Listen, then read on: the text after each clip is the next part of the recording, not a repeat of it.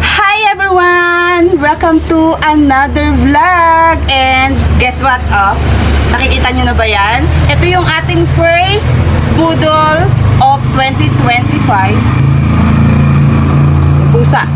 First budol natin to sa 2025 and ngayon ko lang siya yung open kasi gabi na siya. Gabi na kami nakauwi. Habang mag-coffee muna tayo. Ang traffic sa dinadaanan namin lately ha.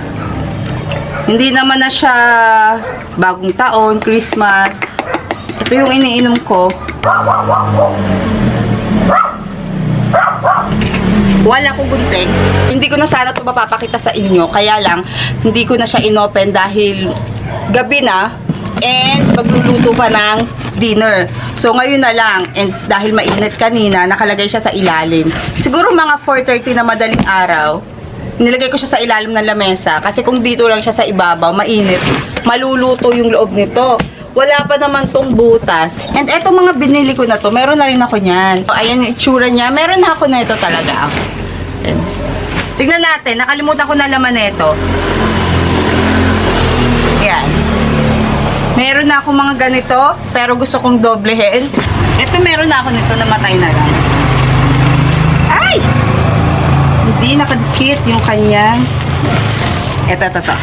So, ito yung ating unang inopen, si Lemon Rose. So, wag nyo nang tanungin sa akin kung magkano ang presyo niyan kasi nakalimutan ko na. Basta binayaran ko na, nakakalimutan ko na yung price. Pero, ano pa naman siya, mura. I think mga 60, 80, 100, mga ganun lang yung mga kinukuha ko.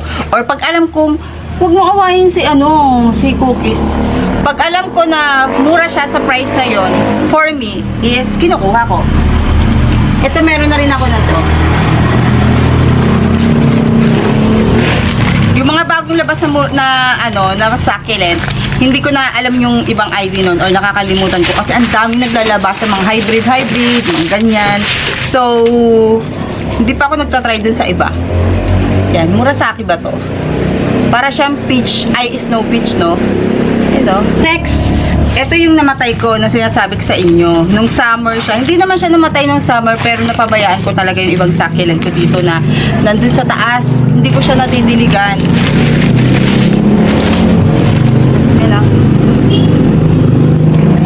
Apricot na naglulusaw. Apricot, nakaset kasi ito ng 130. Dito siya nakaset sa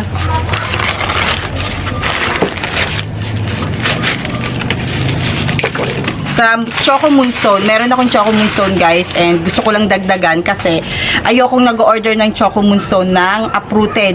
Nalalaga sila. Ang hirap nilang, madaling alagaan tong si Choco Moonstone pero ang hirap niyang maka-adjust pag in-order ko siya ng uprooted. Kahit na makahoy yung kanyang yung kanyang stem pag in-order mo, siya, nanlalagas pa din. So, siya, ng 130, 120, mga ganun. Mga 150, basta ganun. 130, 140, 150, ganyan ay nakaset siya. So, kumuha ko na ito ng dalawang set. Ito, nag-try lang ako kasi lang naman to. 35 or 40, 50 pesos. Nag-try lang ako. Chili and lime, ba ang tawag dito? Yan, ang ganda kasi nung kanyang variegation ba. Ang ganda hindi naman siya yung para siyang snow shower na parang may batik-batik siya na puti. Kaya lang, isa lang ba to? Isa lang ata to na kinuha ko. Gusto ko kasi tatlo kasi yung pasuko na paglalagyan sa kanya dapat tatlo yung laman. So kung mapapansin nyo guys, tingnan nyo. Kita nyo yan at saka meron pa ako ditong guhit na mahaba. Napilantikan ako ng mantika. Tinry ko yung tong na nabili ko sa TikTok. Sa TikTok. Tumalsik. Tapos yung mantika niya umano sa mukha ko dito hanggang dito sa hanggang sa binte, hanggang dito. Ito yung una, basta nandito sa, hindi ko alam, hindi niyo makikita na kasi pagaling na siya. 2 weeks ago to. Tapos ngayon, nung isang araw, ayan umiitim na siya. Umiitim na, pero unang umitim to bukas pa to iitim ng bongga kasi kagabi ko lang yata to. Kagabi lang yata to, Ang kate, kasi hanggang binti ko. Ang kate-kate hanggang binti. Pero sana wag siya magpeklat. Ito ay Irish mint. Grabe, ito yung sinasabi ko sa inyo na mga naglalabasan na mga bagong variety. Irish mint, nakamukha siya ni, tawag dito, topsy-turvy. Pero bluish kasi si topsy-turvy. Ayun o, nakamukha siya ni Cupid. Pero si Cupid kasi is pink, diba? At saka ano pa ba yung isa? Cupid kasi buo. Topsy-turvy, Cupid, may Fly Me to the Sky. Ayan, yan yung magkakaano yan. Oo nga, no. Minsan, pakita ko sa inyo kasi meron akong Fly Me to the Sky, merong Cupid, ito Irish, ito bago sa akin to, wala ako niyan. In fairness, sabi ko kasi kay seller, wag mong diligan seller ha. Kasi, magmamashi siya pag, yung iba kasi yung nabibila ko na seller, basang-basa yung pinapadala. Basta shipping day nila, tapos nakapagbayad ka na, isi-ship sa inyo talaga yun kahit basa. Pero may mga kinukuhanan ako na seller na kahit na shipping day nila, hindi nila pinapadala sa akin yung mga nabili ko pag basa yung soil. Ito maganda Decora, may partner din to. Nasa yung partner nito? Check natin yung partner. Ay, free daw to. Wait natin yung free. Ay, taray, may free. Ang daming free. Ito ay free din. Asa yung partner niya? Wala siyang partner, guys. Pero yung partner kasi nito, baka pinalta ni seller. Kasi, alam ko yung partner nito is, siya, para siyang variegated Jocelyn's Joy kung tawagin.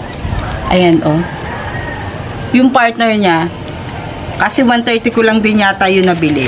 Tapos, ito, hindi ko alam kung, ano pala to, nabili ko to ng nakaset. Set din siya nung nabili ko. 130 siguro, 140, mga ganun. Wala yung niya, partner niya. Ay, nandito, wala. Ayun, nandito guys, nandito. Nandito yung partner niya. Charan. Ganda. Ito yung binili ko. Makukuhay ko pa to. Hindi pa ako nagkaganito guys. Yan. Mag-partner yung dalawang yan. Tingnan nyo. Ang ganda kasi ng niya. Ng kulay. Parang siyang rainbow. Halos pareha sila. Ito, more on white, bluish, or greenish na side. Tapos ito, more on pink. Pink, pa-purple. Tignan nyo itong gilid sa kabila. Ayan. Basta ang ganda. Para siyang may ugat-ugat dyan. Ako'y tuwang-tuwa pag nag-unboxing. Kayo din ba? Ako kasi, every time na nag-unboxing, masaya talaga yung puso ko. Pag ganun. Ito na nga muna ang unahin natin. Kasi, nalalaglag siya. Meron na ako neto. Binili ko to as purple haze yata or ghost plant. Pero parang hindi siya si ghost plant kasi yung ghost plant ko dito is more on white side or pa-bluish na siya. Ito is pink. Parang pinkish siya. So, para siyang, kamukha kasi nito si Pink Rosa. Pink Rose or Pink Rosa. Kamukha niya and naglalaga sa akin guys si Pink Rosa. Ayun niya sa akin. So, kung si Pink Rosa ka man, edi friends tayo. Huwag ka nang mamatay. Kasi yung Pink Rosa ko naman dito, hindi naman siya namatay pero naglalagas talaga siya. Set lang itong binili ko. Natuwa lang ako. Dumaan sa newsfeed ko. So, why not? Try natin. Bagong seller din to. Ayan yung seller, Kung maglalagay ako ng name dyan, dito. Yan. Pag may nabasa ka dyan, tapos may naka-open close parenthesis na FB, ibig sabihin, i-search nyo sa Facebook. Wow! In fairness! Ay! Butas! Ay!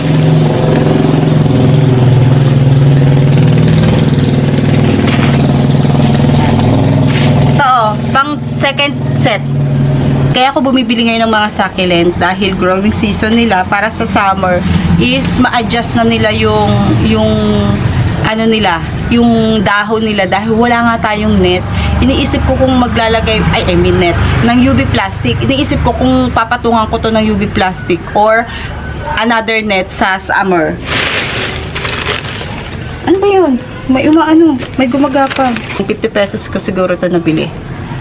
Meron ako ganito, ang tagal niyang mag-lash. So, hindi ko na siya pinapansin nandun sa kabilang gilid. Pero, mabait siya.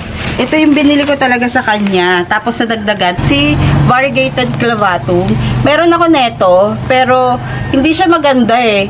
Dalawa yung ganito ko, yung isa namatay, tapos yung isa naglalagas. Hindi siya talaga maganda. So, bumili ako ng kasama niya, baka sakali magkausap sila. Tapos, hindi na siya maglagas ng bongga. Ito talaga yung gusto ko sa kay seller. Dalawa yung binili ko. Kasya pa sa box. Inialok sa akin ni seller yung isa pa niyang ganito. Pero ito talaga, hindi ko alam kung alin yung binili ko. Pero, ano. Kasi nag-iisa na daw sa kanya. Tapos, ay, naglagas na ng bongga. Nasa gitna siya. Dapat siya. Ito, si Mirinay. More on yellow side siya sa gitna. Yung mga bagong babies yellow. Pag ganito guys, huwag nyo expose sa init kasi malulusaw, natutuyo. Dalawa yung binili ko niyan. Tapos itong isa naman, green and yellow. So halo sila. Para siyang marble ang color sa dahon. Kaya lang, yung mga pops nga niya, ganun pa din yung lumabas. Eh no, yellow yung mga lumalabas na pops. Pero ito yung mga gusto kong variegation. Yung green and yellow sa dahon. Kasi yan, kaya pa nila ng medyo mainit-init dito sa lowland. Pero pag itong yellow na to, karamihan, naglalagas talaga yan. So yun lang yung nabili ko. At ipapakita ko sa inyo yung free ni seller. Thank you seller! Kung sino ka man. Ano bang nakalagay dito? Ang nakalagay kasi dito is Hazel. Hazel Liganyo. Pero hindi yan yung name niya sa ano, sa Facebook. Hazel Free. Ito ay Purple Pearl. Ano to? Priden. Oh. Clava. May clava ako dito. Pero, kailan lang? Ay, hindi siya si clava ba to? Parang clava. Ganda nung kanyang potting mix. Malambot. Ang gagawin ko dito sa potting mix, since na wala na ako ditong mga potting mix guys. As in, pinamigay ko lahat last year. Nung time na kailangan ko na is wala na ako magamit. Pero okay lang kasi ayokong ang dami kasi isang sako, dalawang sako.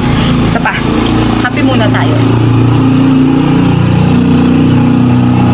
And ngayon, bumili ako. Inintay ko yung inutusan ko bumili ng pames. Dito kasi sa amin, paglabas dito, yung daanan ng mga jeep papunta sa highway, parang ganon, is may garden shop doon, pero bawal kang mag-stop over or bawal ka tumigil kung may dala kang sasakyan kasi may mga nanguhuli yun.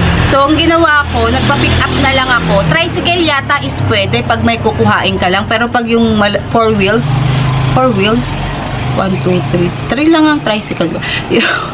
So pag 4 wheels ang dala mo, hinuhuli ka. And ano, tinry ko lang, nung dumaan ako, pinicturan ko yung cellphone number nila. And meron daw sila ng pames na hinahanap ko na munggusay. So, eto, hindi ko alam kung ano siya. Mukha siyang amakante. Amakante ba yun? Or, basta ang ganda niya. O, bago to sa paningin ko, kasi yung alam ko, nakamukha nito is pa-round yung kanyang dahon. Ito kasi may ano, patulis yung dahon niya. O, ayan o. Tignan nyo. Hindi ko alam to.